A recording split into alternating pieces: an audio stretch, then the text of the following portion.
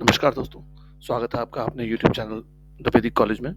और आज जो हम ये टॉपिक डिस्कस करने वाले हैं वो है रिसेंटली जो बहुत न्यूज़ में रहा, ब्लेशली डिक्लेरेशन ऑन एआई। एआई तो आप जानते हैं कि आर्टिफिशियल इंटेलिजेंस के बारे में बात कर रहे हैं हम। और रिसेंटली ही फर्स्ट एआई सेफ्टी समिट रखा गया था यूके में। यूके ने इसको होस्ट किया था। इसमें टोटल 27 कंट्रीज ने पार्टिसिपेट किया था, जिसमें इंक्लूड थे इंडिया, चाइना, यूएस, जापान और यूरोपियन यूनियन भी। और भी कई सारी कंट्रीज थी, बट ये मेजर बड़ी बड़ी जो इकोनॉमी है उनमें से ये लोग थे। ये जो मीटिंग थी वो वहाँ के एक ब्लेशली पार्क नाम की जगह पे हुई है। ठीक है, ये ब्लेशली पार्क क्या फेमस है, बहुत ही फेमस पार्क है वहाँ का। यहाँ पे वर्ल्ड वॉर 2 के टाइम में जो कोड ब्रेकर्स होते थे वो यहाँ पे वर्क करते थे।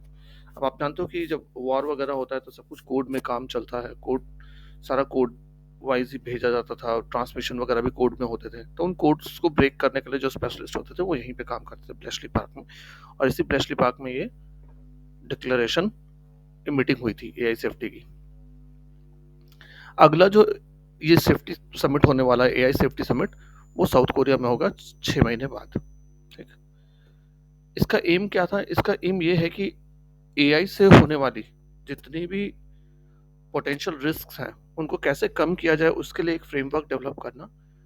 और साथ ही साथ ये भी कि किस तरीके से हम एआई का मैक्सिमम यूज कर सकें।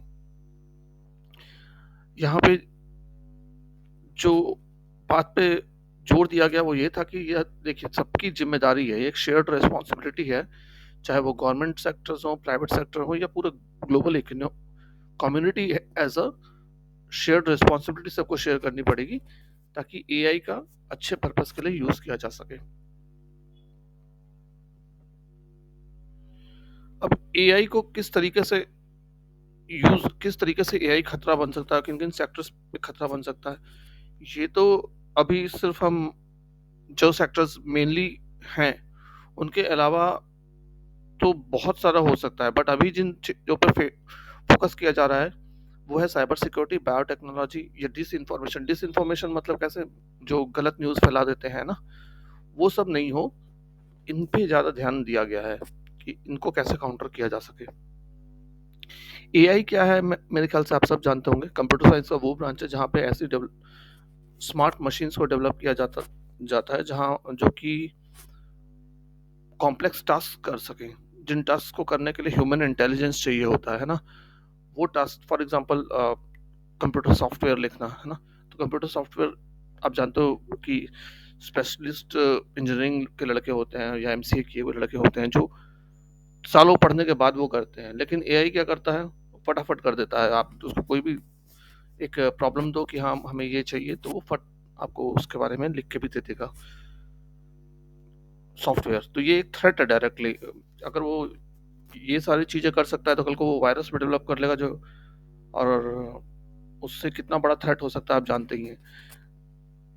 हम हर कोई डरता है कि हाँ भाई कंप्यूटर में वायरस ना आ जाए। अब वायरस पूरा का पूरा सिस्टम शट डाउन कर सकता है।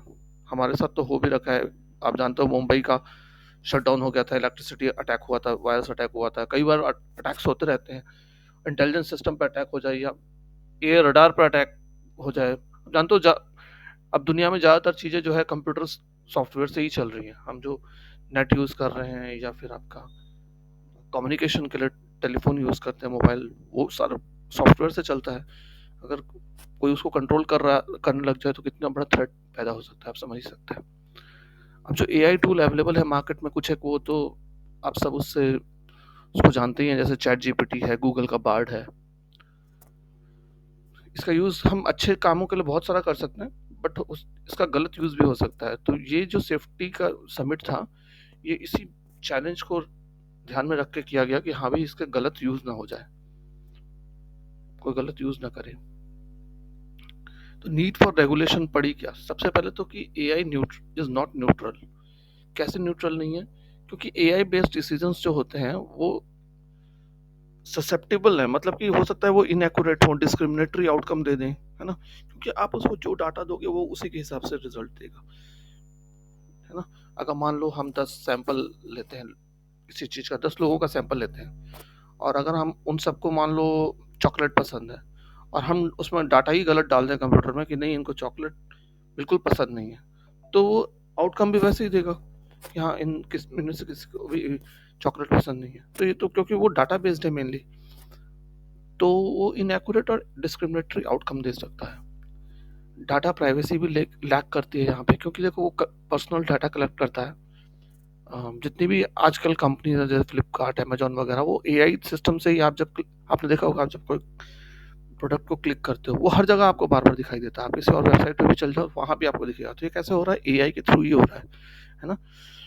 तो वहाँ आपका पर्सनल डाटा कलेक्ट करके फिर वो आपको हर जगह कस्टमाइज करके दिखाते रहते हैं। तो ये डाटा प्राइवेसी का भी एक इशू उठता है। अनकंट्रोलेबल सेल्फ एआई, ये तो सबसे बड़ा थ्रेट है। अब देखो एआई जो है, ऐसा पॉसिबल है कि वो अपने आप को इतना ज़्यादा डेवलप कर ले कि वो ह्यूमन कंट्रोल से ही बाहर हो जाए। ये बिल्कुल पॉसिबल है। तो ये सबसे बड़ा थ्रेट है। और इट कैन बी मैनिपुलेटेड, बहुत ही आसानी तरीके से मैनिपुलेट किया जा सकता है। जैसे मैंने आपको बताया कि डाटा कुछ भी चेंज कर देंगे तो उसका आउटकम बिल्कुल उल्टा देने लग जाएगा। और कुछ एक जो बड़ी थ्रेट्स सामने आने लग गई हैं अब धीरे धीरे, कि एआई जनरेटेड इमेजेस, वीडियोस ऐसे होते हैं कि बिल्कुल रियल लगे, इमेजेस बिल्कुल चेंज करके, आपका चेहरा चेंज करके किसी और का चेहरा लगाया जा सकता है और एकदम सेम टू सेम ऐसे वीडियोस भी बनाए जा सकते हैं। वॉइस तो एकदम चेंज ओवर कर दिया जाता है।